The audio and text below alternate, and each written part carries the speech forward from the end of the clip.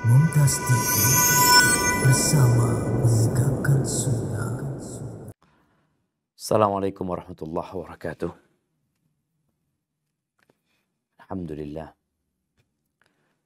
Alladzi bi ni'matihi tatimmu salihat. Segala puji bagi Allah Azza wa Jalla. Yang karena nikmatnya kebaikan-kebaikan menjadi sempurna. Yang karena rahmatnya niat-niat baik hamba dapat terlaksana. Allahumma salli wa sallim ala abdika wa rasulika sayyidina wa maulana Muhammadin wa ala alihi wa ashabihi ajma'in. Amma ba'd. Ahibati fillah. Hari ini tanggal 30 Rajab atau tanggal 1 Sya'ban. Kita akan masuk ke bulan diangkatnya amalan. Kita akan masuk di tempat, di waktu di mana Rasul Shallallahu Alaihi Wasallam berpuasa. Sunnah di dalamnya yang tidak biasa beliau lakukan di bulan-bulan lain. Dan kita diperintahkan untuk mencontoh Nabi alaihi salatu wasallam dan meneladani beliau. Laqad kana lakum fi Rasulillahi uswatun hasanah. Telah ada bagi kalian di diri Rasul SAW suri tauladan yang baik.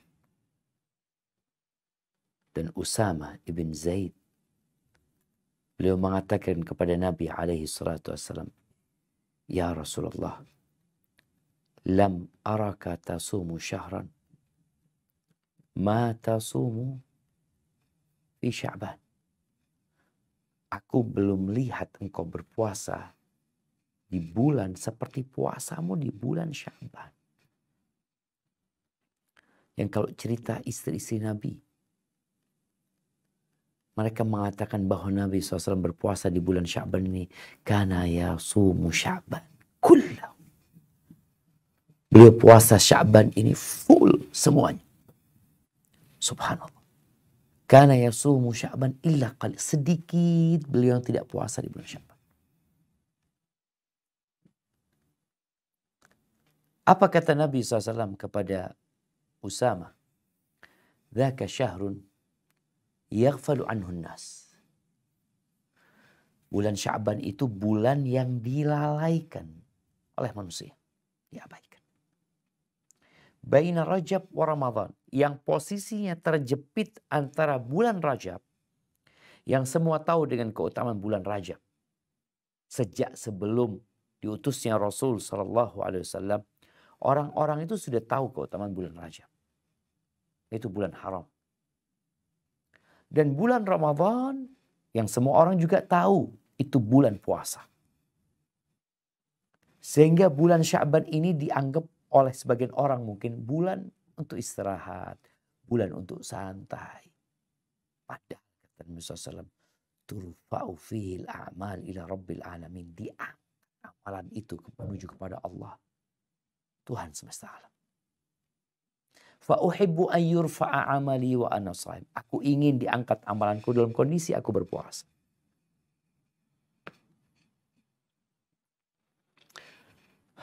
Sekarang nggak ada kata terlambat untuk memperbaiki diri, untuk berubah. Tahun lalu bagaimana kondisi kita di bulan Sya'ban? Apakah kita ingin memperbaiki? Tahun lalu Anda nggak puasa sunnah. Keluarga juga nggak puasa sunnah. Anak-anak juga nggak puasa sunnah. Apakah tahun ini akan tetap seperti tahun lalu? Seorang mukmin senantiasa berusaha untuk menjadi lebih baik.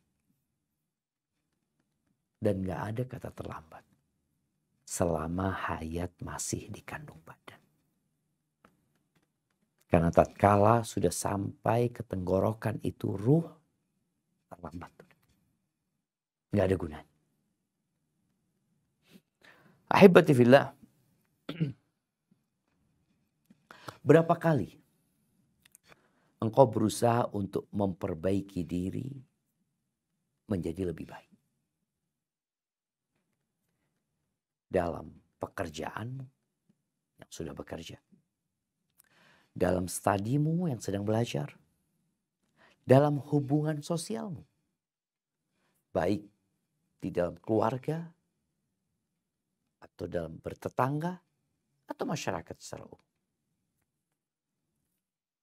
Dan yang terpenting dari itu, berapa kali engkau berusaha untuk memperbaiki hubunganmu sama Allah SWT. Mungkin dulu engkau berlumuran dosa. Atau sampai hari ini. Tapi engkau ingin menjadi lebih baik lagi. Manusia secara naluri itu selalu ingin menjadi lebih baik. Lebih bahagia. Lebih tinggi. Lebih nyaman hidup. Itu secara naluri dan itu disebut ambisi.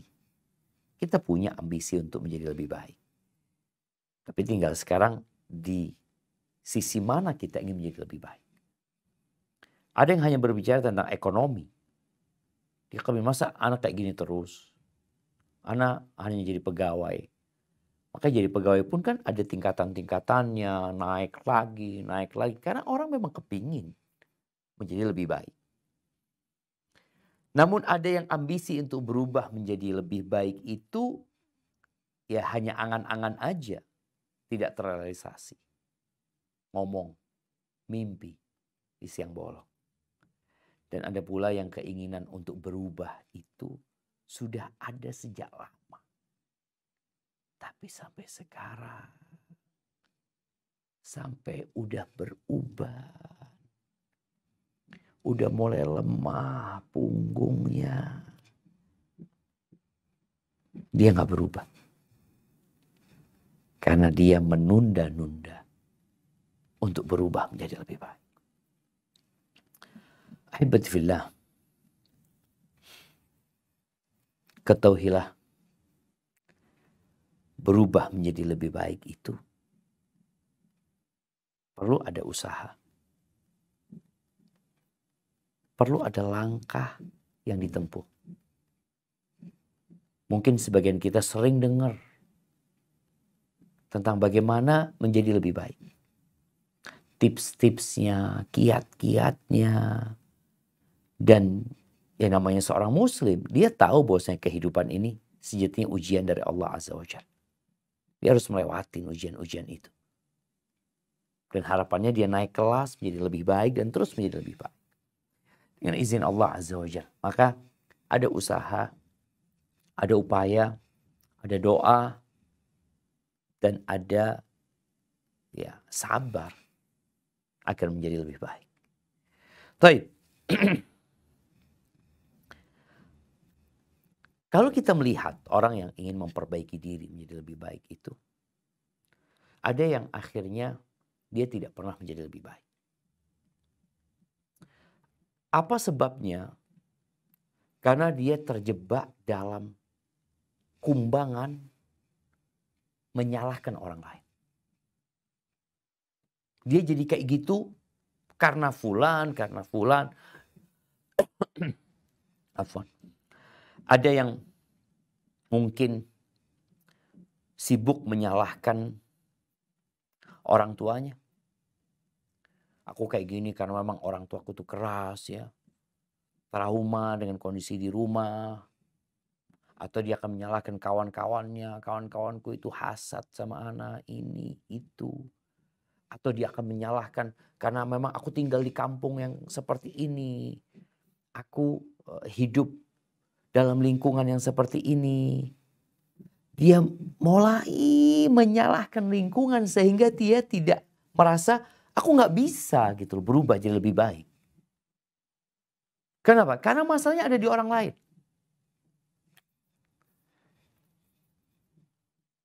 Masalahnya ada di diri kita. Bahkan ada yang menyalahkan masa dia. Sampai di masa lalu ya, Imam Syafi'i rahimahullahu ta'ala mengatakan, na'ibu zamanana wal aibu fina. Fama li zamanina aibun siwana. Wa nahju dhaz zamana bi ghairi dhambin. Walau nataqaz zamanu lana hajana. Kita itu selalu menyalahkan zaman. Keadaan, kondisi. Padahal dia nggak punya dosa. Kita salahkan, kita maki, kita hina. Tanpa dia berbuat dosa kepada kita. Aib yang sebenarnya itu adalah diri kita. Masalahnya di kita. Kalau zaman itu bisa bicara, maka dia akan membela diri. Dengan mengatakan, engkau masalahnya bukan kita. Jadi kalau bicara orang ingin berubah, maka dia harus meninggalkan yang namanya menyalahkan orang lain. Ada hal yang kita tidak bisa memperbaiki. Tapi kita bisa memperbaiki diri kita. Sampai ada sebuah permisalan jamaah ya. Permisalan. Ada seorang raja yang disebutkan dia berangkat menuju ke tempat rekreasi, ke gunung, ya ke taman. Pulang dia, kakinya itu luka-luka. Ya kena batu, kayak kena duri ya. Akhirnya dia usul kepada Perdana Menteri dan menteri-menteri yang ada supaya jalan semuanya itu dipasangin kulit. Kalau mungkin orang sekarang pakai karpet merah, jalannya itu dibenerin gitu. Pakai kulit sehingga enak jalannya raja. Akhirnya sang Perdana Menteri nyampaikan, apa nggak ada solusi lain raja? Apa kata raja? Gimana kalau kulit itu kita letakkan di kakinya raja aja? Sehingga selamat raja. Oh gitu. Akhirnya kata mereka ini cerita awal adanya sepatu. Sehingga orang pakai sepatu dari kulit itulah. Artinya terkadang kita itu hendak memperbaiki yang sebenarnya bukan urusan kita. Kita bisa memperbaiki diri kita. Ini sering terjadi. Kadangkala anak ngobrol sama istri naik mobil ya. Banyak jalan-jalan bolong ya. Ini itu sehingga ada kejadian kecelakaan orang sampai mati ya. Kita sampai berpikir ya Allah kalau anak jadi bupatinya anak akan tambal nih jalan-jalan ini ya. Sebagian orang berpikir seperti itu mungkin. Tapi ada hal yang bisa kita lakukan. Apa yang bisa kita lakukan? Itu yang kita perbaiki. Yang ada pada diri orang lain ya mungkin sulit bagi kita untuk memperbaiki. Tapi kita bisa memperbaiki diri kita. Maka ini yang akan kita bicarakan hari ini. Jangan terjebak dalam kumbangan menyalahkan pihak lain. Orang tua. Lingkungan. Sekolah, kawan, tempat kerja, apa aja lah. Karena dimanapun kau berada, kalau kau bisa menempatkan diri, masih ada kesempatan untuk menjadi lebih baik. Maka fase yang harus kita lewatin adalah fase mengakui bahwa memang ada masalah di diri anak. Kenapa? Tatkala kita merasa masalahnya di orang lain, ya kita nggak akan memperbaiki diri kita. Tapi tatkala orang tahu, iya aku salah, aku punya kebiasaan buruk, aku punya karakter yang tidak baik, maka dari pengakuan ini nanti ada langkah yang selanjutnya. Karena orang yang tidak mengaku punya masalah, dan punya salah, bagaimana dia akan memperbaiki. Maka dalam agama kita itu subhanallah jemaah, ada yang namanya taubat. Makanya kalau bicara langkah tobat itu yang pertama adalah an-nadam. Sampai dalam sebuah hadis dikatakan at-taubatu an-nadamah. Tobat itu yang menyesal itu. Menyesal karena mengakui dia lakukan sebuah dosa. Ketika datang seorang wanita kepada Nabi alaihi salatu wassalam. Dia mengatakan, ya Rasulullah, inni hubla minaz zina fatahhir. Ini pengakuan. Dia datang kepada Nabi SAW, aku ini hamil dari hasil zina, sucikan aku. Dan ingat gak ada kata terlambat. Oke, dia sudah hamil. Masih ada pintu tobat. Malam yugharghir. Selama ruh belum sampai ke tenggorokan. Itu masih ada waktu untuk memperbaiki diri. Dan orang yang bertobat itu seperti orang yang gak punya dosa. Setelah dia bertobat, kemudian dia meninggalkan perbuatan itu dan bertekad untuk tidak mengulangi. Artinya dia ingin berubah menjadi lebih baik. Di dalam hadis meriwayatkan Imam Bukhari dari Abu Hurairah radhiyallahu taala anhu dari Nabi sallallahu alaihi wasallam, beliau menceritakan tentang hadis qudsi di mana Allah berfirman, "Adznaba 'abdun dzamban faqala Allahumma ighfir li dzambi." Seorang hamba telah melakukan perbuatan dosa. Lalu dia berkata, Allahumma ighfir li dzambi. Ya Allah, ampuni buat aku dosaku. Ini fase pengakuan. Aku berbuat dosa, aku minta ampun kepada Allah. Kenapa kita melihat ada manusia yang terjebak dalam kemaksiatan dan terus berbuat dosa? Dikasih tahu nggak mau tahu karena dia tidak mengakui dia berbuat dosa. Ya bagaimana dia akan bertobat? Maka perlu adanya pengakuan. Ini orang mengatakan kepada Allah, Allahumma ighfir li dzambi. Allah ampuni buat aku dosaku. Apa kata Allah Azza wa Jal? Adznaba 'abdi dzamban. Hambaku terjebak dalam dosa.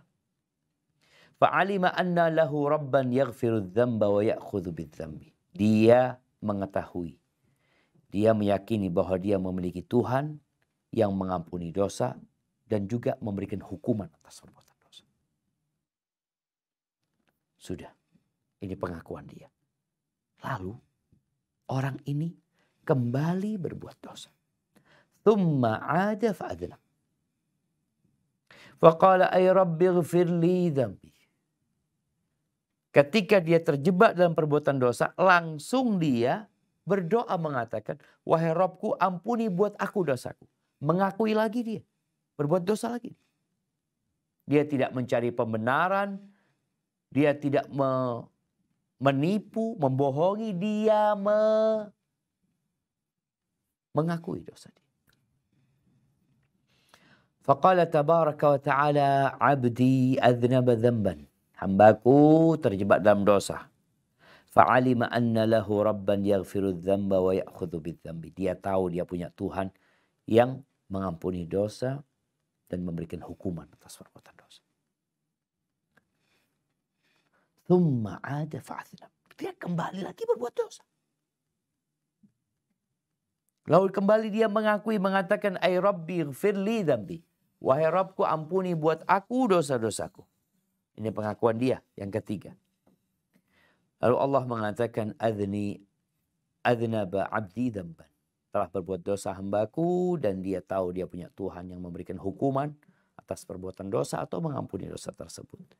Lalu Allah mengatakan, i'mal ma syi'ta faqad ghafartu laka. Rawahul Bukhari. Silahkan kau beramal semaumu, aku sudah ampuni dosa-dosa. Artinya tatkala dia berbuat dosa lalu dia bertobat kembali kepada Allah, Allah akan ampuni. Maka ini langkah awal untuk memperbaiki. Ngaku kalau punya salah. Ngaku kalau dia kasar sama istrinya. Ngaku kalau suka memaki. Ngaku kalau dia temperamen. Ngaku kalau dia itu males. Pengakuan ini menjadi motivasi buat dia, aku akan memperbaiki gitu loh. Ini salah semua yang aku lakukan. Aku harus lebih baik. Ahibati fillah. Pengakuan itu sebuah kekuatan dan sebuah keberanian untuk menjadi lebih baik. Baik, setelah engkau mengaku, perlu persiapan. Ada yang dilakukan.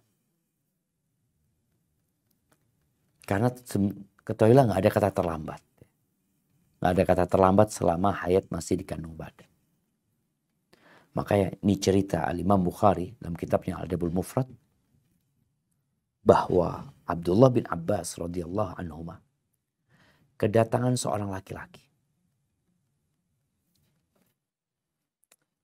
Dia mengatakan kepada Abdullah bin Abbas, "Inni khatabtu mra'atan fa'abat an tankihani." Aku melamar seorang wanita. Tapi dia nggak mau menikahi aku. Lamaranku ditolak. Wa khatabaha ghairi fa ahabbat an tankihahu. Lalu dia dilamar oleh laki-laki lain. Dia terima lamaran. Faghirtu 'alaiha fa qataltuha. Aku cemburu kepada dia dan aku bunuh perempuan itu. Ini pengakuan. Terus apa persiapan untuk berubah setelah pengakuan? Datang bertanya, bagaimana supaya aku berubah? Makanya kita disuruh belajar agar kita bisa berubah jadi lebih baik.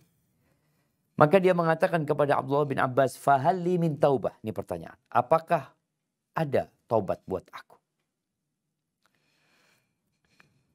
Apa kata Abdullah bin Abbas radhiyallahu anhuma? Ummuka hayyah. Ibumu masih hidup. Masih hidup. Kalalah, ibuku udah mati. Karena ibu udah mati, maka Abdullah bin Abbas mengatakan, "Tub ilallahi azza wa jalla. Wa taqarrab ilaihi mastata'ta." Bertobatlah engkau kepada Allah dan dekatkan dirimu kepada Allah dengan amal soleh yang mampu engkau lakukan. Ini dosa besar dia. Membunuh. Taus kalau nggak salah, perawi hadis ini bertanya kepada Abdullah bin Abbas, "Lima sa'altahu an hayati ummi." Iya, Anda lupa yang bertanya ini dalam riwayat ini, tapi yang jelas muridnya Abdullah bin Abbas. Kenapa engkau tanya tentang ibunya? Kata Abdullah bin Abbas, "Inni la a'lamu amalan aqrab ilallahi azza wa jalla min birril walidah." Aku nggak tahu sebuah amalan yang lebih mendekatkan hamba kepada Allah daripada berbakti kepada ibu. Maka ditanya tentang ibunya hidup atau tidak. Jadi perlu adanya persiapan dengan cara bertanya, menuntut ilmu, datang ke ustadz. Serius lah engkau kalau memang mau berubah. Cerita yang membunuh 99 orang. Itu cerita yang terus terulang ya. Karena memang untuk mengingatkan gak ada kata terlambat dalam berubah. Jadi lebih baik. Tuh orang membunuh 99 orang. Dia ngaku. Maka dia tanya kepada masyarakat agar ditunjukin kepada orang yang alim. Ternyata dikasih tahu orang yang ahli ibadah. Tanyalah kepada orang yang ahli ibadah ini. Dia mengakui, aku nih sudah membunuh 99 orang. Hali min taubah. Apakah ada tobat buat aku? Ini orang ahli ibadah. Gak kebayang nih orang udah bunuh 99 orang mau tobat. Kata dia gak ada tobat buat engkau. Kalau gak ada tobat ya gimana mau berubah jadi lebih baik. Dia tambah buruk nih orang ahli ibadah dia bunuh. Jadi 100 orang yang dia bunuh. Lalu dia bertanya kepada masyarakat, kepada orang-orang tentang orang yang dapat memberikan solusi buat dia. Maka ditunjukkan kepada orang yang alim. Disitulah terjadi dialog. Dia mengatakan aku sudah membunuh 100 orang. Mungkinkah aku bertobat? Maka kata orang alim ini, apa yang menghalangimu dari berubah jadi lebih baik? Pintu tobat terbuka. Namun yang jadi masalah, engkau tinggal di kampung yang buruk. Ini. Pentingnya kita konsultasi, tanya sama ustadz, agar dia memberikan gambaran tentang apa yang terjadi sama anak. Nih orang bunuh lagi. Oke, dia mengakuin bunuh lagi, bunuh. So, terus dia bunuh sampai 90 orang, 91 orang, 92 sampai 99 plus 100 akhirnya. Yang dia bunuh. Berarti engkau tinggal di tempat yang gak baik. Orang yang baik itu, atau dia kalau tinggal di kampung yang baik, paling tidak akan ditahan sama orang-orang di sana. Artinya dihalangin dari berbuat kemungkaran. Tapi ternyata enggak. Disuruhlah dia pindah nih. Ini persiapan. Bertanya, kemudian ya diamalkan.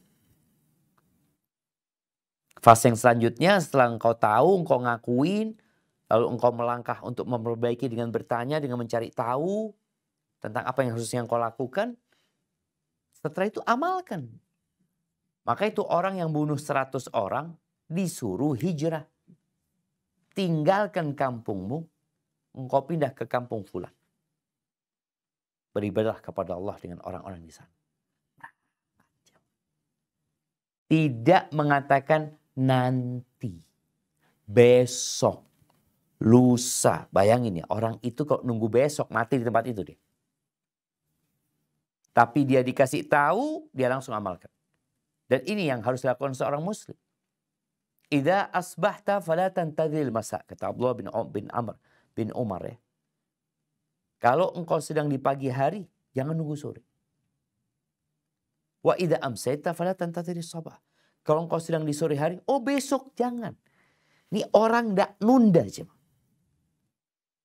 Memang dikatakan nggak ada kata terlambat. Dia berangkat langsung. Dikasih nasihat, engkau tinggalkan kampungmu, berangkat ke kampung fulan. Berangkat. Di tengah jalan mati. Singkat cerita, orang itu dimasukkan ke surga Allah. Artinya, selama hayat masih di kandung badan, engkau segera berubah untuk menjadi lebih baik. Kemudian setelah itu apa yang harus dilakukan? Setelah mengamalkan, ya berdoa mohon sama Allah Azza wa Jalla. Jadi kalau engkau ingin jadi orang yang ahli ibadah, yang bertakwa, orang soleh yang memperbaiki, dan engkau sedang beramal dengan riba, engkau punya muamalat riba, tinggalkan riba. Kalau ternyata engkau mendolimi istrimu di rumah, tinggalkan hal itu. Mungkin engkau mendolimi pekerja-pekerjamu di tempat kerja, engkau tinggalkan hal itu. Kalau engkau ingin menjadi bapak, suami yang baik, ya udah. Bagaimana engkau mau menjadi bapak yang baik, sedang engkau jarang kumpul sama anakmu, engkau jarang ngobrol sama mereka, menjadi suami yang soleh, sedang engkau tidak menghargai dan menghormati istrimu. Jadi perlu adanya usaha.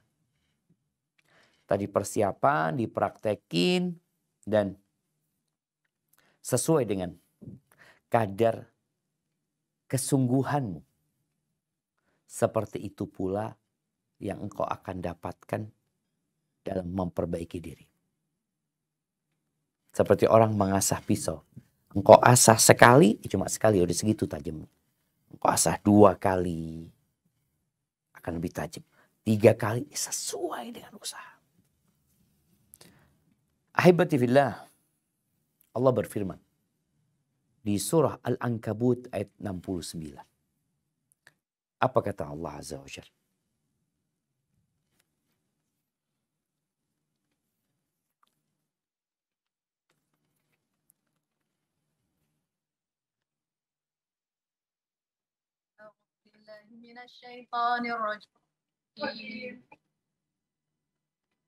والذي جاهدوا فينا لنهدينهم سبلنا وإن الله لمع المحسنين.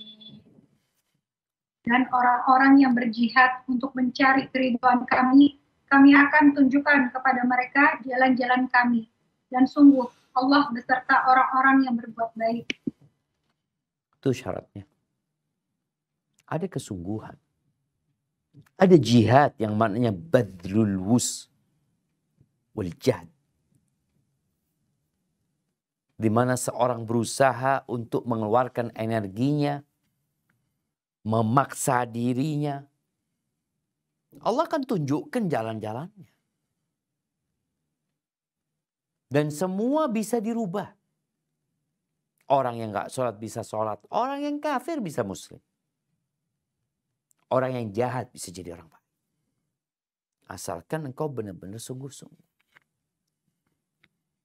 Dan Allah telah menyebutkan sebuah kaidah dan sunnatullah dalam hal ini. Di mana orang itu kalau ingin berubah menjadi lebih baik, ya dia yang harus berubah.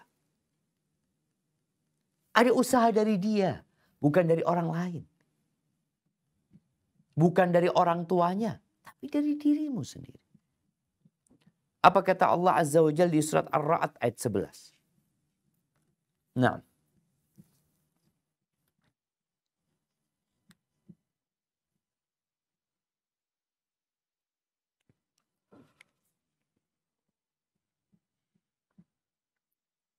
Tafadhali. Surat Ar-Ra'd ayat 11. Lahu mu'aqibatun min 11. Ayat 11. Ya. Lahu mu'aqibatun min baini yadayhi wa min khalfihi yahfazunahu min amrillah. Inna Allah la yughayyiru ma biqaumin hatta yughayyiru ma bi anfusihim. Wa idza arada Allahu biqaumin su'an fala maraddalah wa ma lahum min dunihi min wal. Baginya manusia ada malaikat-malaikat yang selalu menjaganya bergiliran dari depan dan belakangnya. Mereka menjaganya atas perintah Allah.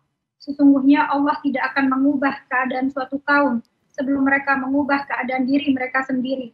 Dan apabila Allah menghendaki keburukan terhadap suatu kaum, maka tak ada yang dapat menolaknya. Dan dia tidak ada pelindung bagi mereka selain dia. Subhanallah jemaah.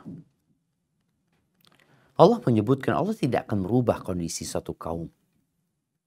Baik ketika kaum itu berada dalam kenikmatan, mereka dalam kenyamanan, sampai mereka yang berubah. Akhirnya Allah rubah kenikmatan jadi azab. Begitu pula sebaliknya. Allah nggak akan merubah orang itu dari kemaksiatan menuju ketaatan sampai dia yang merubah dirinya. Ada usaha dari dia. Karena tatkala manusia ingin berubah tapi nggak ada usaha, ngaku salah aja enggak, dia tanya aja enggak. Ketika dia ngaku salah, dia bertanya, dia belajar, kemudian dia amalkan, Allah akan rubah. Allah itu tahu dengan apa yang ada di dalam hati kita. Maka kita perlu tunjukkan kalau kita benar-benar ingin berubah. Kemudian ahibati fillah, setelah kita berubah, perlu adanya perawatan. Orang udah jadi baik, perlu dirawat. Subhanallah, kemarin ada yang cerita tentang urusan gigi. Ada orang yang giginya renggang-renggang. Atau ada masalah dengan giginya berlapis-lapis. Ada yang maju ke depan. Bagaimana cara supaya gigi itu jadi bagus? Dikawat. Dikawat ya. Berapa lama dikawat? Oh terus dikawat. Bisa jadi 1 tahun. Nanti tiap 2 pekan diseretin. Nih ada maintenance. Ini dalam rangka untuk berubah. Tentunya kalau sudah tua atau umurnya sudah tua dengan yang masih anak-anak. Mungkin ada perbedaan waktu dalam masa memperbaikinya. Tapi intinya ada fase di mana kita memperbaiki, kita sungguh-sungguh, kemudian butuh perawatan. Dirawat ya Pak. Sudah dilepas kawatnya, udah selesai? Belum, masih ada perawatan lagi. Bagaimana dengan jiwa manusia? Dengan hati manusia yang disebut al-qalbu qalb. Karena dia yataqallab. Dia bolak-balik. Sehingga kita perlu berjuang lebih lagi. Maka setelah berjuang itu perlu namanya ada penjagaan. Istiqomah. Jadi sebagian orang mengatakan, ya Allah istiqomah itu berat setia. Berat istiqomah itu. Iya. Istiqomah itu berat. Tapi istiqomah itu jalan untuk memperbaiki diri. Maka setelah engkau memperbaiki dirimu, kau praktekkan, maka engkau perlu istiqomah. Ada istilah, merawat itu lebih susah daripada membeli umpamanya. Karena kita sudah beli, tapi harus dirawat gitu. Kalau bicara bunga itu, engkau beli bunga, bisa engkau beli bunga. Taruh ke rumah. Bunga itu bisa layu loh, bisa mati. Tapi bunga itu juga bisa segar. Bunga itu bisa banyak anaknya umpamanya. Apa kata Allah Azza wa Jalla di surat Fussilat ayat 30? Nah.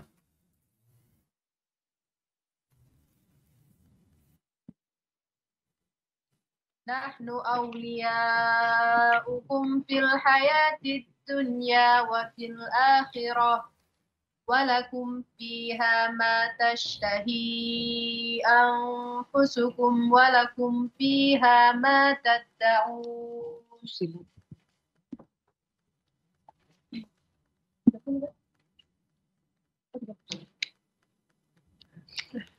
Innalladzina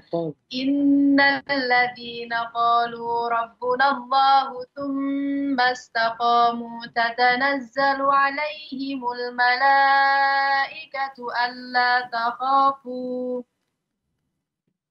تتنزل عليهم الملائكة ألا تخافوا ولا تحزنوا وأبشروا بالجنة التي كنتم توعدون. Sesungguhnya orang-orang yang berkata, Tuhan kami adalah Allah, kemudian mereka meneguhkan pendirian mereka, maka malaikat-malaikat akan turun kepada mereka dengan berkata, janganlah kamu merasa takut, dan janganlah kamu bersedih hati, dan bergembiralah kamu dengan memperoleh surga yang telah dijanjikan kepadamu. Barakallahu fikum. Ini jemaah. Berkata Rabbuna Allah, iman. Tsumma istaqamu, kemudian istiqamah. Bukan hanya ngomong doang kami beriman. Tapi dari prakteknya, kita lihat sholatnya bolong-bolong. Mana istiqomah? Kadang-kala sholat sehari, kadang-kala sehari nggak sholat. Perlu adanya istiqomah. Kalau engkau ingin berubah. Karena sekali lagi, inna nafsa la'ammaratun bisu. Jiwa manusia itu benar-benar memerintahkan kepada keburukan. Itu jiwa kita. Tapi tatkala kita istiqamah, malaikat nih. Masya Allah. Bagaimana mereka akan menguatkan keimanan. Jadi dia mudah-mudahan mati husnul khatimah. Di hadis Aisyah radhiyallahu ta'ala anha. Nabi alaihissalatu wassalam mengatakan, saddidu wa qaribu. Kalian usahakan menepati sasaran. Wa qaribu, dan mendekati. Kalau nggak tepat, paling nggak mendekati. Wa'lamu annahu la yudkhila ahadakum amaluhul jannah. Ketahuilah amalan kalian nggak akan memasukkan ke surga. Wa anna ahabbal a'mal ilallahi adwamuha wa in qalla. Dan sesungguhnya amalan yang paling dicintai Allah adalah yang berkesinambungan. Yang istiqomah dikerjakan wa in qalla, walaupun sedikit. Maka sekarang yang ingin berubah, tolong perubahan itu dijaga. Menjadi lebih baik. Kalau bicara dia baca Quran, Anda lu gak pernah baca Quran, tapi Anda ingin baca Quran. Di bulan Sya'ban ini bulan orang-orang baca Quran. Ya udah, engkau istiqomah. Mau baca berapa lembar? 1 halaman? 2 halaman? 3 halaman? Perlu istiqomah. Dan Nabi menyebutkan sebaik-baiknya amalan itu yang berkesinambungan walaupun sedikit. Karena ini akan jagain kita untuk jadi lebih baik, jemaah. Terus dengan harapan mati husnul khatimah. Sodako, pokoknya sodako. Tiap hari aku harus sodako. Berapa itu? Terserah 2.000, 2.000, 3.000, 3.000. Ada 5.000, 5.000. Tapi hal itu menjadi sesuatu yang diamalkan selalu. Makanya tatkala ada seorang sahabat yang meminta nasihat kepada Nabi SAW. Nasihat yang tidak perlu ditanyakan kepada yang lainnya. Maka kata Nabi SAW, Qul amantu billahi thumma istaqim. Katakan aku beriman kepada Allah, lalu istiqomah kau di atas amalan-amalan dan keyakinan-keyakinan iman itu. Ahibati fillah. Tapi ketahuilah, tatkala orang ini berubah menjadi lebih baik, hijrah mungkin bahasanya sekarang ya. Kau harus tahu Allah akan memberikan ujian kepada. Akan ada perubahan dalam kehidupan. Mungkin hubunganmu sama Allah baik, tapi hubunganmu sama manusia kadang-kala jadi nggak baik. Allah Azza wa Jalla berfirman di surat Al-Ankabut ayat 2 dan 3. Apa kata Allah Azza wa Jalla?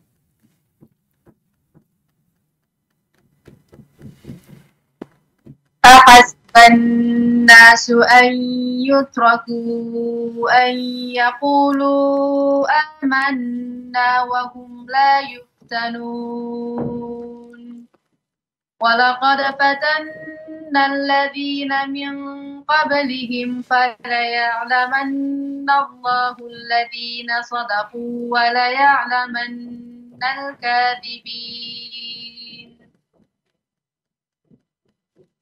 Apakah manusia mengira bahwa mereka akan dibiarkan hanya dengan berkata, kami telah beriman, sedangkan mereka tidak diuji? Sungguh kami benar-benar telah menguji orang-orang sebelum mereka. Allah pasti mengetahui orang-orang yang benar dan pasti mengetahui para pendusta. Kita perlu buktikan kepada Allah Azza wa Jalla. Dan Allah perlu kita membuktikan hal itu. Allah akan berikan ujian, tes. Oke, engkau berubah. Mengatakan beriman, aku ingin menjadi lebih baik. Dan engkau sudah jalankan hal itu. Maka Allah akan berikan ujian. Tes. Boleh jadi bentuknya di fisik, penyakit. Atau di harta. Atau di keluarga. Di pekerjaan. Sehingga akan nampak siapa orang-orang yang benar-benar karena Allah dia berubah. Imannya kepada Allah membaja. Sehingga buat dia yang penting Allah ridha. Insya Allah dia selamat. Tapi kalau tidak, ya Allah sebutkan. Kami telah memberikan fitnah, ujian kepada orang-orang sebelum mereka. Sehingga nampak mana yang benar dengan keimanannya dan mana yang pura-pura selama ini. Dan yang terakhir jemaah. Bicara tidak ada kata terlambat untuk memperbaiki diri. Tapi ingat. Jangan menunda-nunda untuk memperbaiki diri. Karena yang dikhawatirkan tatkala orang menunda-nunda untuk memperbaiki diri. Karena secara fitrah, kita sudah sebutkan di awal tadi, manusia semua ingin berubah. Nggak ada yang ingin terus melakukan itu. Dia tahu dosa yang dia kerjakan, dia tahu susah yang dia lakukan, dia kepingin jadi lebih baik, lebih nyaman. Itu fitrah manusia. Tapi ada yang nunda-nunda sehingga yang terjadi seperti Allah sebutkan di surat Al-Hadid ayat 16. Apa kata Allah Azza wa Jalla? Nah, silakan dibaca.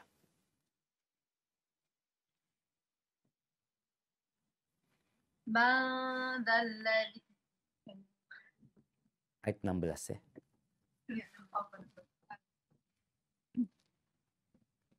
Alam ya'ni lilladzina amanu an takhsha'a qulubuhum li dzikrillah. Alam ya'ni lilladzina amanu an takhsha'a qulubuhum li dzikrillahi wa ma nazzala minal haqqi wa la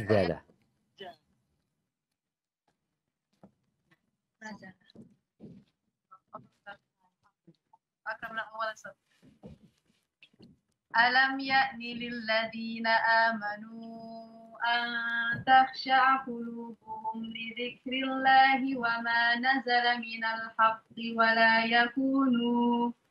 ولا يكونوا كالذين أوتوا الكتاب من قبل فطال عليهم الأمد فقست قلوبهم وكثير منهم فاسقون. Belum tibakah waktunya bagi orang-orang yang beriman untuk secara khusyuk mengingat Allah dan mematuhi kebenaran yang telah diwahyukan kepada mereka. Dan janganlah mereka berlaku seperti orang-orang yang telah menerima kitab sebelum itu. Kemudian mereka melalui masa yang panjang sehingga hati mereka menjadi keras. Dan banyak di antara mereka menjadi orang-orang fasik. Allahu Akbar. Ini akibat menunda-nunda. Apa belum tiba saatnya? Kapan kau mau berubah? Kapan? Nunggu umur berapa? Sedangkan kita tidak pernah tahu waktu yang tersisa buat kita berapa. Oke, kalau memang engkau umurnya panjang. Aku sudah ngomong waktu SMA aku akan tobat ketika umur 40. Dan kau sampai umur 40. Apakah engkau berubah menjadi lebih baik? Belum tentu. Boleh jadi yang terjadi seperti yang Allah sebutkan. Di surat Al-Hadid ini. Faqasat qulubuhum. Hati mereka menjadi keras, jamaah. Mau dikasih nasihat gak dengar. Mau diajak kajian gak mau. Keras hati mereka. Dan kebanyakan mereka menjadi orang-orang fasik, sudah. Jadi menunda-nunda ini termasuk bisikan iblis. Jadi kita katakan gak ada kata terlambat, betul. Kapan kau hendak bertobat, waktu itu segerakan. Allah mengatakan fastabiqul khairat. Berlomba-lomba dalam kebaikan. Wasari'u ila maghfirati min rabbikum. Bersegeralah menuju kepada ampunan dari Rabb kalian. Wa jannatin. Dan surga Allah yang luasnya seluas langit dan bumi. Disediakan buat orang-orang yang bertakwa. Maka dalam proses kita memperbaiki diri, jangan pernah lupa untuk berdoa. Memohon kepada Allah Azza wa Jalla. Allahumma a'inni ala dzikrika wa syukrika wa husni ibadatik. Dan insya Allah engkau menjadi lebih baik. Barakallahu fikum. Mungkin itu yang bisa kita kaji pada kesempatan kali ini. Semoga ia memotivasi kita untuk menjadi lebih baik. Dan tidak menunda-nunda menjadi lebih baik. Anda kembalikan ke moderator. Jazakillah khair.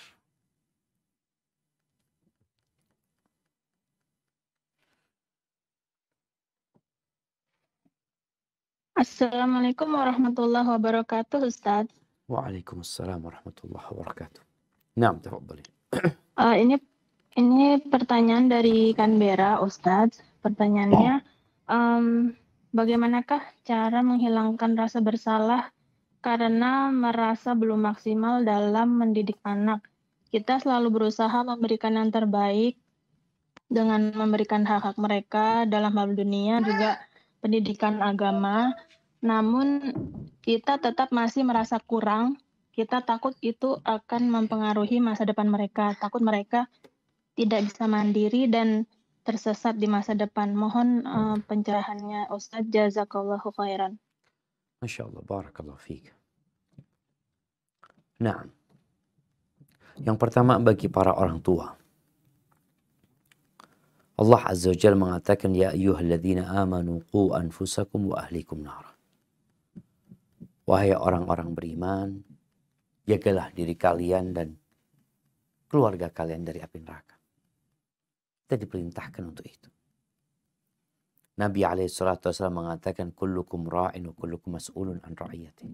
Setiap kalian adalah pemimpin dan setiap kalian akan dimintain pertanggungjawaban atas apa yang dia pimpin. Berkaitan dengan orang tua, bagaimana menghilangkan perasaan bersalah? Itu pertanyaan. Yang pertama, nggak tahu dengan masa depan anak-anak kita. Bagaimana kondisi ekonomi mereka, bagaimana kondisi iman mereka, bagaimana kondisi sosial mereka. Tidak sedikit anak-anak yang berada di penjara. Maka dilihat orang tua, kalau memang itu bentuk, itu gara-gara orang tua yang tidak bertanggung jawab, yang kau hendaklah memperbaiki diri. Dan mungkin saja itu terjadi. Dan dalam hal ini, Kalau bicara tadi sudah maksimal ya sudah selesai. Tapi nanti pada hari kiamat akan ditampakkan apakah kita sudah maksimal atau kita pura-pura maksimal. Allah mengatakan fattaqullaha mastata'tum. Bertakwalah kepada Allah sesuai dengan kemampuan kalian. Barakallahu fikum. Nah. Assalamualaikum Ustaz, pertanyaan dari Perth. Waalaikumsalam warahmatullahi wabarakatuh. Naam, tafadhali.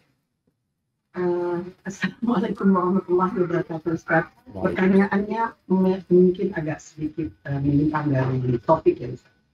Bolehkah kita membadalkan keluarga yang masih hidup dengan alasan beliau ini sakit? Gimana? Membadalkan untuk umroh. Badal umroh. Keluarga yang masih hidup Ustaz. Iya, dengan alasan? Beliau sakit. Iya.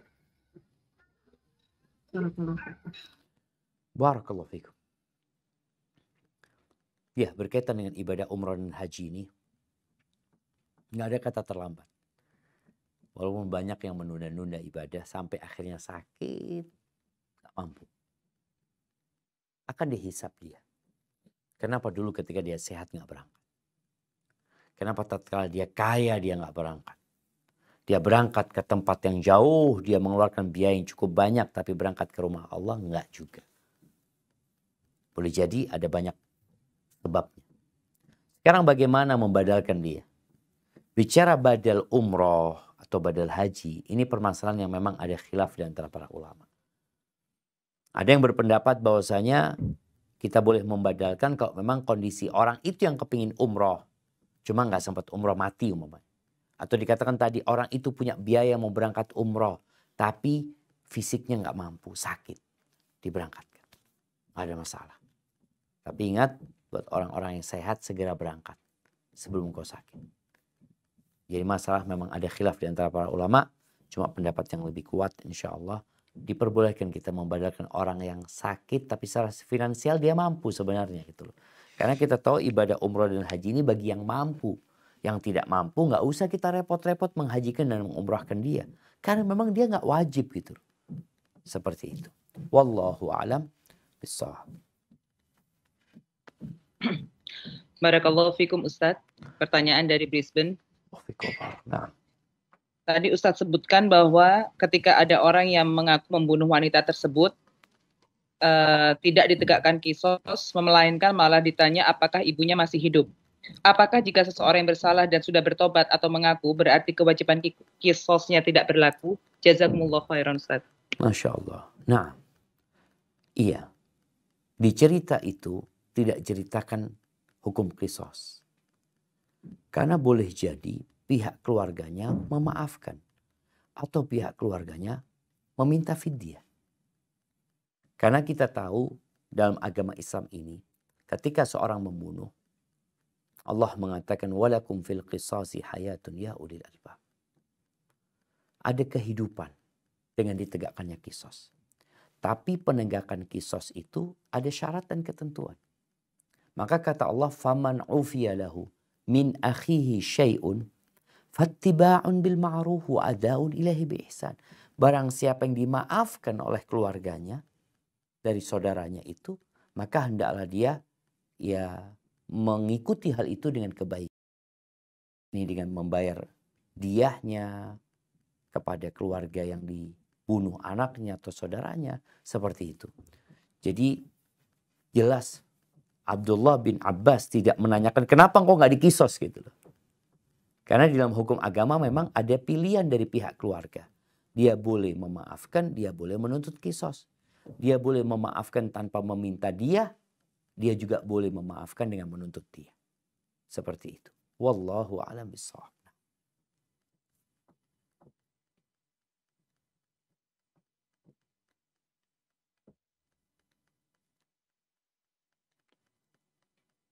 Nah, Sydney.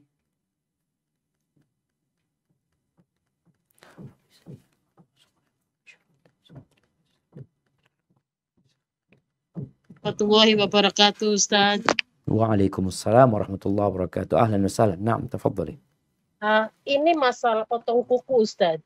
tadi saya ada kiriman, nggak tahu, nggak ada lagi, nggak lihat di ini sosial media.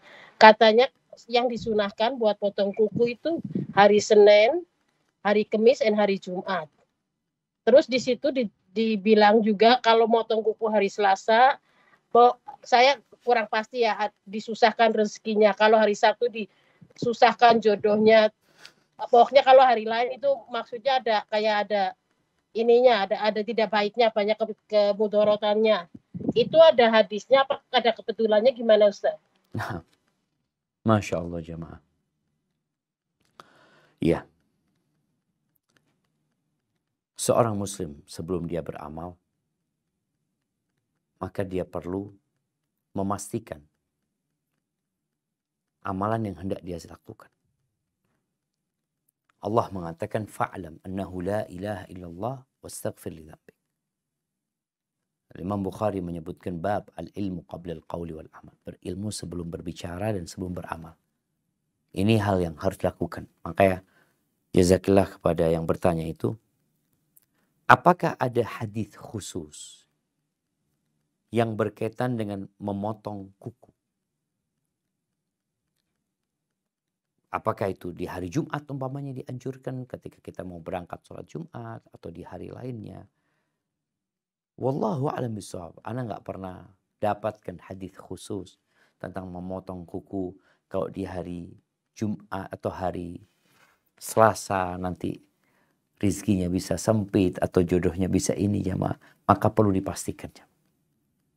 Boleh jadi itu hadis-hadis palsu yang disebarkan sama orang, dan biasanya hadis-hadis palsu ini jamaah memiliki sesuatu yang aneh. Maka ana nggak tahu, mungkin nanti ana akan cari, tapi yang jelas tidak ada hari khusus untuk memotong kuku. Yang jelas memotong kuku itu ketika dibutuhkan. Dia lihat sudah panjang kukunya, hari ini hari Senin atau hari ini hari Selasa, dilihat kukunya panjang, ya udah dia potong. Nggak perlu nunggu besok, nggak nunggu hari Rebo umpamanya, seperti itu. Jadi mungkin nanti perlu dipastikan, mungkin dikirimkan ke anak-anak juga kepingin tahu ya, dari mana mereka mendapatkan hal itu. Dan sekali lagi jamaah, jangan terburu-buru untuk menyebarkan sesuatu yang menurut kita baik, padahal belum tentu benar. Kita tahan dulu, kita tanyakan dulu. Sepanjang yang ana tahu, nggak ada hari khusus untuk memotong kuku. Hadza wallahu a'lam bishawab. Walaupun ada sebagian ulama mungkin yang dalam kitab mereka menganjurkan di hari Jumat ya. Itu ada anjuran. Tapi kalau hadisnya secara khusus belum ada yang ana ketahui ya. Wallahu a'lam bishawab. Nah, Ustadz, maaf sebelumnya. Kalau malam itu dibolehkan atau enggak ya Ustadz memotong kuku? Jazakallahu khair. Nggak ada masalah mau di malam hari, mau di sore hari, mau di waktu subuh. Tidak ada waktu khusus. Hanya saja jemaah, ada sebuah khurafat, bukan khurafat ya. Yang kita tahu lah, waktu kita kecil nggak boleh beli jarum di malam hari. Nggak boleh potong kuku di malam hari. Sepertinya larangan-larangan itu berkaitan dengan maslahat. Bukan berkaitan dengan agama. Soalnya kalau potong kuku di malam hari, apalagi di masa lalu yang lampu itu nggak ada. Takut melukain. Beli jarum di malam hari juga takut kena. Hanya saja bahasa mereka kadang-kala dibungkus dengan bahasa khurafat, yaitu bahasa yang nakut-nakutin. Kalau ini bisa seperti ini. Tapi wallahu a'lam, larangan atau arahan dari orang tua dahulu. Nggak beli jarum di malam hari, nggak beli paku di malam hari, potong kuku nggak boleh di malam hari, itu hanya berkaitan dengan maslahat saja. Tapi terkadang tadi dikait-kaitkan dengan hal-hal yang sebenarnya tidak ada hubungannya. Kayak dulu kalau mata kedip-kedip ya, oh ada yang ribain dia umpamanya. Terus kadang-kala kalau kita memberikan sesuatu, kemudian kita ambil lagi, oh nanti bisa seperti ini. Itu hanya sebenarnya ingin melarang orang, tapi dengan larangan yang seharusnya tidak. Tidak seperti itu. Hadza wallahu a'lam bishawab. Nah. Assalamualaikum Ustaz. Waalaikumsalam warahmatullahi wabarakatuh. Mau tanya, enggak sih, bukan mau tanya, mau minta nasihat. untuk menuju umur 40 tahun insya Allah. Kalau panjang umur, apa nasihatnya Ustadz supaya bisa lebih baik lagi ke depannya dan tetap istiqomah dan terus bisa bertaubat Ustadz di umur 40 dan selanjutnya insya Allah kalau panjang umur.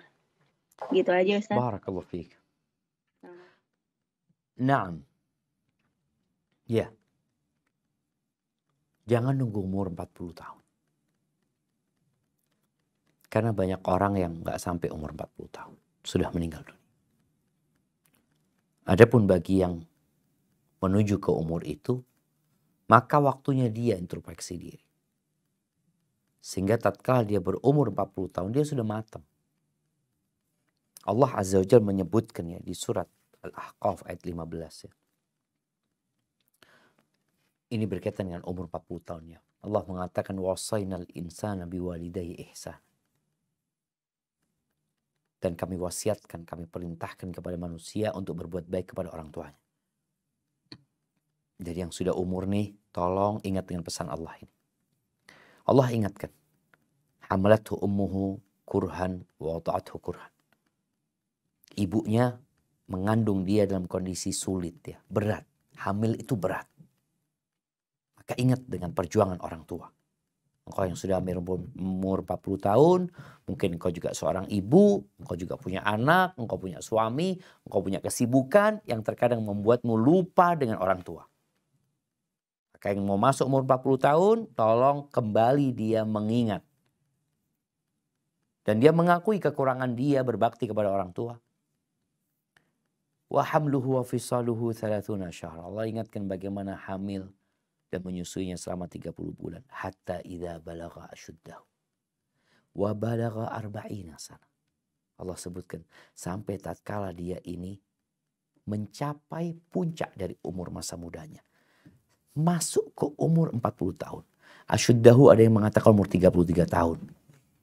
Ada yang mengatakan itu sebenarnya puncak dari umur masa muda 40 tahun. Apa yang dilakukan orang ini? Maka hafalkan doa ini. Dan hayati. Dia mengatakan Rabbi auzi'ni an ashkura ni'mataka allati an'amta alayya. Wahai Rabbku, bantulah aku. Tolonglah aku. Untuk apa? Untuk bersyukur atas nikmat yang kau berikan kepada aku. Engkau lihatlah, yang mau umur 40 tahun ya, banyak nikmat yang Allah berikan. Dan banyak yang belum kita syukuri. Kita sering mengeluh. Kita merasa lebih susah daripada orang lain. Padahal ada yang lebih susah daripada diri. Maka tolong berdoa mohon sama Allah. Dibantu untuk mensyukuri nikmat yang Allah berikan kepada diri. Kau perlu bermuhasabah. Bermuazan. Untuk menjadi lebih baik. Tadi engkau perlu mengakui bahwa ada banyak kekurangan di diri. Wa ala walidayya. Dan atas nikmat yang kau berikan kepada kedua orang tua. Engkau bisa hidup seperti ini karena ada orang tua yang merawatmu. Kalaupun ada yang mungkin dibuang sama orang tuanya, tapi dia mengandungmu. Kemudian wa an a'mala salihan tardha. Doa lagi, minta supaya dibantu untuk bisa beramal soleh. Karena umur 40 tahun ini di persimpangan jalan. Benar-benar orang kalau nggak berubah di umur 40 tahun ini, susah dia akan berubah nantinya. Makanya wa an a'mala salihan tardha wa aslih li fi dzurriyyati. Setelah dia berbicara tentang orang tua, dirinya, orang tuanya, kemudian anaknya. Wa aslih li fi dzurriyyati. Kebanyakan kita bicara anak sebelum orang tua. Tapi Allah mengingatkan agar kita mendoakan orang tua sebelum doakan anak. Wa aslih li fi dzurriyyati. Dan perbaiki bagi aku di anak keturunanku, meminta kebaikan di anak keturunannya. Inni tubtu ilaik wa inni minal muslimin. Aku bertobat kepadamu. Dan aku termasuk orang-orang yang berserah diri. Berarti umur ini menjadi umur di mana manusia diperintahkan untuk berubah menjadi lebih baik. Dia seharusnya bertobat, memohon kepada Allah, memperbanyak istighfar. Kalau dulu istighfarnya hanya selesai sholat, sekarang ditambah lagi waktu-waktu untuk memohon ampun kepada Allah Azza wa Jalla. Itu bagi yang mau masuk umur 40 tahun. Dan nggak ada yang tahu apakah kita akan melewati 40 tahun. Apakah kita, ya malam ini, besok, lusa. Anak tadi subuh jam 5, 30 menit apa ngeliat ada gempa susulan di Turki. Allahu Akbar. Sudah berapa ribu yang mati di sana. Orang tidak menginginkan itu. Tapi kalau datang waktunya, kau tidak bisa berbuat apa. Barakallahu fiik. Nah.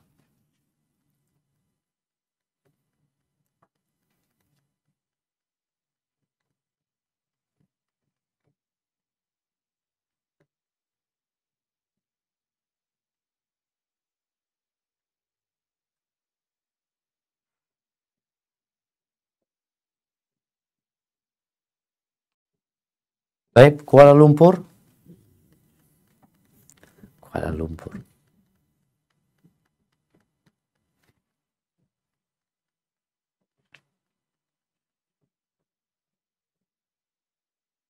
Halo, belum ada suara ya?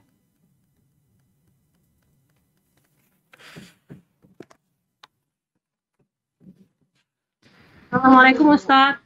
Waalaikumsalam warahmatullahi wabarakatuh. Pertanyaan dari Perth. Nah, tafadhal. Ya.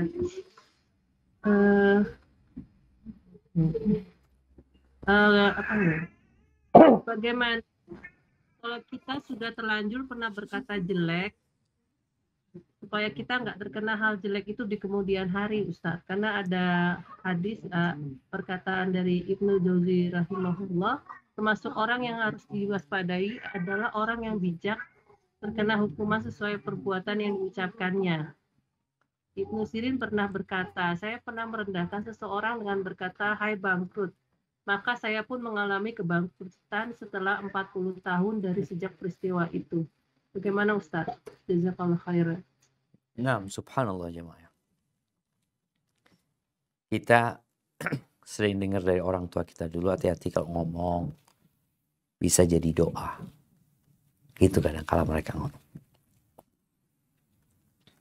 Dan ada sebuah asar mungkin yang dhaif sebenarnya, bahwasanya bala itu tergantung omongan. Tapi itu dhaif. Ibnu Utsaimin rahimahullah ta'ala, Syekh Ibn Utsaimin pernah menyebutkan, ihdhar lisanaka an taqula fatubtala. Innal bala'a muwakkalun bil mantiq. Hati-hati lisanmu kalau ngomong. Nanti engkau dikasih bala sesuai dengan apa yang kau omong. Dan itu mungkin terjadi. Karena Allah memberikan balasan sesuai dengan amalan. Itu sunnatullah yang seperti itu. Allah memberikan balasan sesuai dengan amalan dia. Terus apa solusinya kalau kita pernah ngomong buruk? Maka solusinya minta maaf. Fal yastahillu minhu al-yawm. Hari ini engkau minta maaf, kata Nabi. Minta dihalalkan.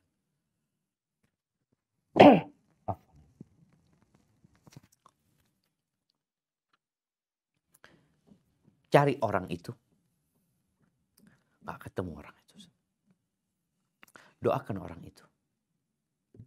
Minta ampun sama Allah. Cabut ucapanmu itu. Kalau orang itu ada, mau tidak mau urusannya, kita minta maaf sama orang tersebut. Kalau orang itu nggak ada, ya sudah engkau doakan orang itu dan engkau cabut dengan bertobat kepada Allah Azza wa Jalla. Pernah ada seorang jamaah yang dizolimin sama anaknya. Kemudian orang tua ini angkat tangan minta sama Allah agar anaknya dibalas. Dan anaknya itu berantakan hidup. Ya orang tua kesian gitu. Melihat anaknya hidupnya berantakan. Ini dia angkat tangan lagi minta sama Allah SWT. Berdoa. Dengan mencabut doa agar anaknya dihukum itu. Maka insya Allah tetap ada solusi. Bagi orang yang pernah ngomong. Ini butuh keberanian untuk mengakui kesalahan. Ketika engkau sudah ngaku itu salah yang kau ucapkan dan tidak baik, engkau cari orang itu, engkau minta maaf. Dengan harapan, ya orang itu memaafkan, dan kau selamat dari hukuman dari Allah Azza wa Jalla. Hada wallahu a'lam bissawab. Barakallahu fiik, Ustadz, ini dari Brisbane. Siap. Saya mau bertanya, anak saya sudah menikah dengan imam. Hah? Oh, maaf. Anak saya Akad nikah. Akad nikah dengan imam. Kemudian keluarga Imam sholat apa ini? Sholat subuh, sholat duhur? Bukan, maksudnya itu nikah ya dengan syekh gitu Ustadz, tidak tertulis. Oh, Dinikahkan oleh imam. bukan di sini nikah tuh sama kayak- imamnya, dia bukan. Bukan. Ya di sini begitu Ustadz. Ya. Oke, dia sama penghulu lah gitu. Penghulunya itu Ya, penghulu ya Ustadz, ya Oke, penghulu. siap. Ya. Di sini kan nggak ada begitu, baik. Maaf, siap. Kemudian orang tua perempuan bukan menuntut sih, ingin tahu pengetahuan, ingin tahu adat pernikahan Islam. Apakah boleh dilakukan 2 kali nikah? Barakallahu fikum. Iya. Maksudnya 2 kali nikah itu gimana? Kawin lagi dia? Dinikahin lagi, tapi di depan keluarga mempelai wanita. Jadi akad nikahnya 2 kali. Ya. Yang tadi Karena- di depan imam, yang ini di Iya. depan keluarga. Ya, karena keluarga mempelai wanita ingin mengetahui adat istiadat pernikahan Islam. Siap. Barakallahu fiik. Nah, ahibati fillah. Pernikahan dalam Islam adalah sebuah ikatan yang sangat sakral. Yang sangat besar tanggung jawabnya. Allah mengatakan wa akhadna minkum mitsaqan ghalidha. Dan wanita-wanita itu telah mengambil dari kalian sebuah perjanjian yang dahsyat sekali. Nggak main-main. Walaupun secara pelaksanaannya itu sederhana sekali. Bagaimana dikatakan sederhana? Ya, yang dibutuhkan wali yang akan menikahkan. Kedua orang saksi. Maka di sini perlu ada 2 saksi. Saksi itu bisa dari keluarga laki-laki, bisa jadi keluarga perempuan, atau dari orang umum. Tapi ada yang menyaksikan akad nikah itu. Makanya kalau tadi dikatakan kan ingin disaksikan oleh keluarga. Ya sudah, mereka seharusnya jadi saksi ketika pernikahan itu terjadi. Sekarang saksinya ada apa enggak? Kalau wali ada yang menikahkan wali, tapi tadi di depan imam umpamanya, atau diwakilkan kepada imam, tapi yang jelas ada walinya. Wali nikahnya yang sah. Kemudian ada 2 saksi, kemudian ada mahar yang diberikan, lalu ada ijab qabul. Tentunya ada mempelai laki-laki, mempelai perempuan. Selesai sudah. Kalau kemudian tadi ada pengulangan akad nikah, maka perlu dilihat kenapa diulangi. Kalau diulangi karena memang yang pertama tidak sah, oke berarti diulangin. Kalau enggak, yang pertama sah sebenarnya. Selesai. Yang kedua berarti cuma main-main. Cuma pura-pura. Karena apa? Karena akad nikah sudah selesai. Seperti itu. Maka kesederhanaan dalam pernikahan ini yang perlu kita jaga jamaah. Karena Anda melihat orang sekarang menikah harus dengan walimah, tanda kutip yang besar-besaran. Padahal itu enggak masuk dalam akad nikah. Tidak masuk dalam syarat pernikahan. Enggak. Wala rukun nikah. Itu hanya anjuran walimah itu. Sedangkan yang menjadi syarat dan rukun ini tadi udah disebutkan. Maka wallahu a'lam bishawab. Kalau tadi kenapa dia ingin mengulangin? Kalau ingin mengulangin supaya terlihat ya, sehingga seakan-akan lebih mantap lagi, tetap yang terhitung sebenarnya akad nikah yang pertama. Yang kedua ini ya pura-pura. Kenapa? Karena ini sudah nikah, udah suami istri gitu loh. Yang ini hanya pura-pura jadinya. Tidak ada konsekuensi hukumnya. Hadza wallahu a'lam bishawab. Nah.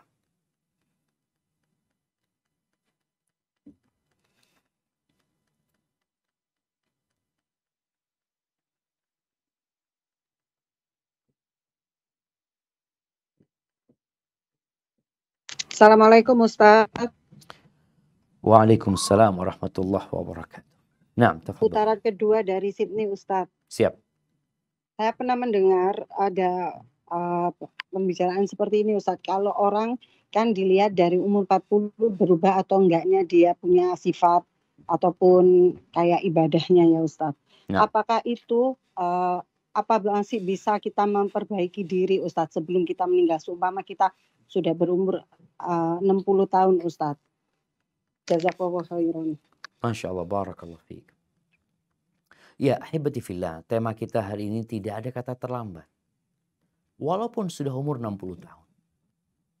Nggak ada kata terlambat. Hanya saja merubah sesuatu yang sudah tua, itu lebih berat.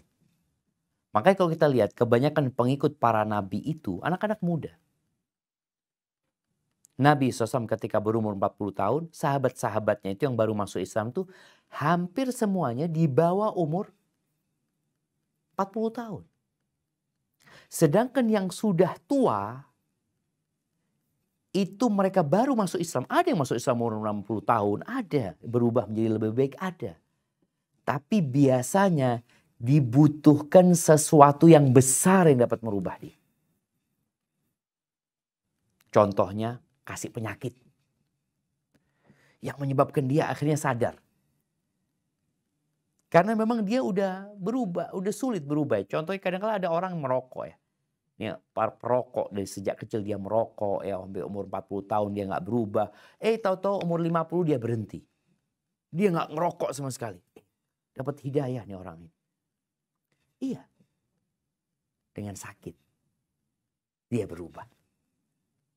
Tapi sekali lagi, nggak ada kata terlambat. Memang umur 40 tahun itu menjadi umur yang ya orang itu di persimpangan jalan. Yang seharusnya dia sudah tetapkan. Kalau enggak dikhawatirkan dia sulit untuk balik lagi. Untuk menjadi lebih baik. Karena seperti pohon yang sudah pokoknya sudah kuat mau dibelokin itu susah. Bisa tapi perlu perjuangan. Dan sekali lagi dalam agama kita Allah masih membuka pintu bertobat. Orang menjadi lebih baik itu malam yugharqir. Selama belum sampai ke tenggorokan. Walaupun umurnya sudah 60 tahun masih bisa diharapkan ya. Jangan pernah kita itu putus asa. Baik perubahan buat kita sendiri yang sudah tua atau buat orang lain. Oh fulan sudah 60 tahun, aduh susah udah. Susah ya. Tapi mustahil tidak. Dia masih bisa berubah. Dan buktinya banyak. Ada orang-orang Masya Allah. Ada orang yang hafal Quran setelah umur 60 tahun. Ya. Kok mungkin? Mungkin gak ada yang mustahil. Cuma memang perlu perjuangan lebih. Seperti itu. Hadza wallahu a'lam bishawab.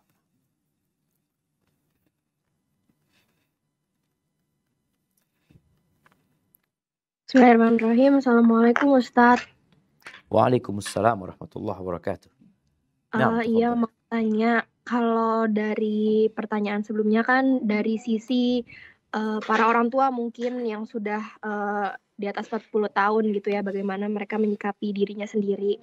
Sekarang mungkin pertanyaannya bagaimana sikap kita sebagai anak yang punya orang tua di atas usia 50 tahun yang mungkin masih kadang menyepelekan atau mungkin bukan menyepelekan tapi lebih ke nggak tahu harus memulai belajarnya dari mana gitu atau bingung seperti apa sikap kita sebagai anak tuh harus seperti apa Ustadz. Jazakallah khair.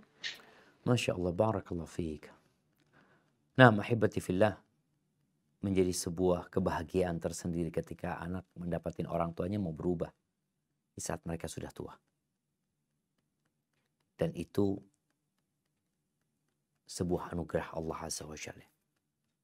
Karena memang yahdillah man yasha wa yudhillu man yasha. Apa sikap anak?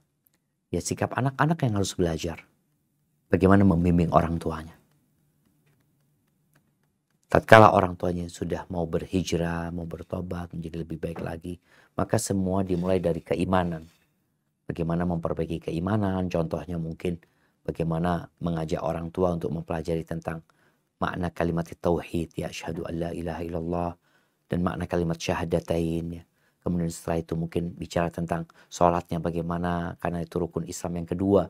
Bagaimana memperbaiki sholatnya orang tua menjadi lebih baik. Karena ada orang yang sholat sama 60 tahun, sholatnya satu pun gak ada yang diterima. Jadi kita memperbaiki hal itu.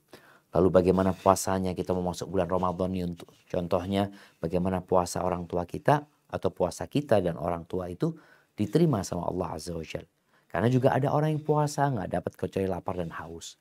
Itu terjadi. Maka kita bagaimana menghindari hal itu. Nanti bicara zakat, orang tua kita mungkin punya tanggungan zakat yang belum dikeluarkan. Belajar yang seperti itu. Dan tentunya ada rukun Islam yang kelima itu haji. Jadi bertahap. Kemudian mungkin juga yang mungkin ringan untuk dipelajari sama orang tua, tafsir.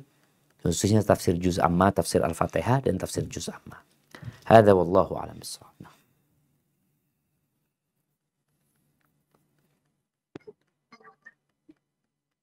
Assalamualaikum. Waalaikumsalam warahmatullahi wabarakatuh. Ustadz, izin bertanya ini, bagaimana cara istiqomah di lingkungan yang lama atau awam yang belum mengaji sunnah, sedangkan kita sudah mengenal manhaj salaf, agar tidak mudah terpengaruh.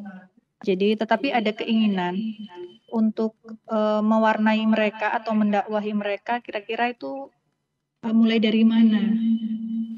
Gitu. Tapi sedangkan kita tuh tidak bisa langsung meninggalkan lingkungan tersebut karena lokasi tempat tinggal atau di sekolah yang sama, dan untuk menghindari teman-teman yang awam itu juga sulit. Soalnya kan kalau misalnya kita setiap hari bertemu gitu, cuman ada kekhawatiran kalau diajak ke pemahaman yang lama gitu.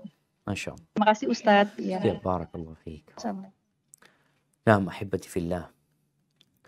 Hidup dan istiqamah di atas agama Allah di tengah-tengah masyarakat yang istiqamah, maka berbeda dengan hidup di masa dan tempat yang penuh dengan fitnah. Makanya kenapa Nabi SAW menyebutkan ya, bahwa di belakang kalian ada hari-hari yang penuh kesabaran. Al-qabid ala dini kal-qabid al-jamr. Orang berpegang teguh dengan agamanya seperti memegang bara api. Sakit. Berat. Terus apa yang harus dilakukan? Memang yang harus dilakukan, yang pertama adalah berdoa. Nggak boleh berhenti memohon kepada Allah ditetapkan agamanya. Ya muqallibal qulub tsabbit qalbi ala dini. Baca Rabbana la tuzigh qulubana ba'da idh hadaitana. Wahab lana min ladunka rahmah innaka antal wahhab. Terus ya mohon sama Allah Azza wa Jalla. Orang yang di lingkungan baik aja mungkin saja dia berubah, apalagi di lingkungan yang buruk. Yang kedua, dia harus terus belajar. Karena ilmu ini yang akan mengantarkan dia mengetahui mana yang boleh dan mana yang tidak boleh. Mana yang seharusnya dilakukan, mana yang seharusnya ditinggalkan. Maka dengan cara dia terus belajar menuntut ilmu, insya Allah dia akan naik levelnya. Karena dia tadi sebutkan ingin memperbaiki. Dia sudah baik, dia udah benar insya Allah. Bagaimana dia memperbaiki orang lain. Dan bicara bagaimana memperbaiki orang lain, ini pun bertahap. Ada proses yang harus dilewatin. Kalau di masyarakat kita ada 10 kemungkaran, ya mulai dari yang paling membahayakan. Dari sana kita perbaiki. Kemudian dalam rangka memperbaiki, kita perlu mengamalkan dulu sebenarnya apa yang kita sudah ketahui. Maka banyak masyarakat itu nggak suka dengan orang-orang yang belajar sunnah kadangkala, karena mereka hanya pandai berdalil, pandai berdakwah, tapi tidak pandai mengamalkan. Ini sebagian. Maka mungkin tadi berusaha engkau untuk menunjukkan bahwasanya Islam itu indah, sunnah itu indah. Ajarkan kepada mereka hal itu. Bicara bagaimana menghindari supaya kita tidak terpengaruh, ya engkau harus menjadi yang mewarnai.